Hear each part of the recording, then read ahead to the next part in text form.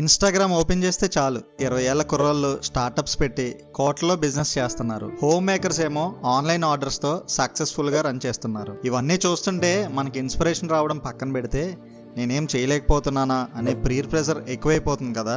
నేను అశోక్, రియల్టర్ని. మన చుట్టూ ఉండే చిన్న చిన్న బిజినెస్లు ఎలా వర్క్ అవుతాయో వాటి వెనకున్న లాజిక్ ఏంటో తెలుసుకోవడం నాకు ఇష్టం. Welcome to decode with Ashok. ఇంట్లో కూర్చొని పేపర్ మీద లెక్కలు వేస్తే ఏ బిజినెస్ వర్కౌట్ అవ్వదు.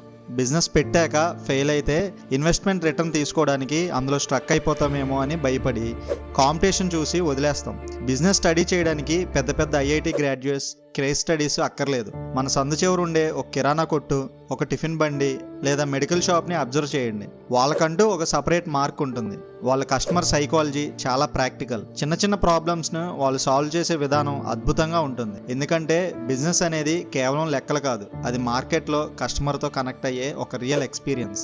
సో నేను చిన్న బిజినెసెస్ని లాజికల్గా, క్రియేటివ్గా, సింపుల్ ఐడియాస్తో ఎలా డిఫరెంట్గా చేస్తున్నారో మీకు చూపించాలనుకుంటున్నాను. వీధి చివరు ఉండే చిన్న వ్యాపారి వాడే same human psychology, customer experience ఫార్ములానే స్విగ్గీ, మెక్డానల్డ్స్ లాంటి వేల కోట్ల బ్రాండ్స్ కూడా ఫాలో అవుతాయి. స్కేల్ పెద్దది కావచ్చు, కానీ ఫౌండేషన్, లాజిక్ ఎప్పుడూ ఒకటే. అందుకే ఓవర్ థింకింగ్ ఆపేసి నేను రాబోయే 2-3 నెలల్లో ఒక ప్రాక్టికల్ బిజినెస్ స్టార్ట్ చేయబోతున్నా. మన చుట్టూ జరిగే ఈ రియల్ వరల్డ్ బిజినెస్ లాజిక్స్ని అన్ఫిల్టర్డ్గా ఈ పేజ్లో మీతో షేర్ చేస్తాను. నాలాగా వాట్ నెక్స్ట్ అని ఆగిపోయిన మీరు కూడా సైడ్ హజిల్ చేద్దాం అనుకునే వాళ్ళందరూ ఒకే కమ్యూనిటీగా తీసుకురావడమే నా ఉద్దేశం.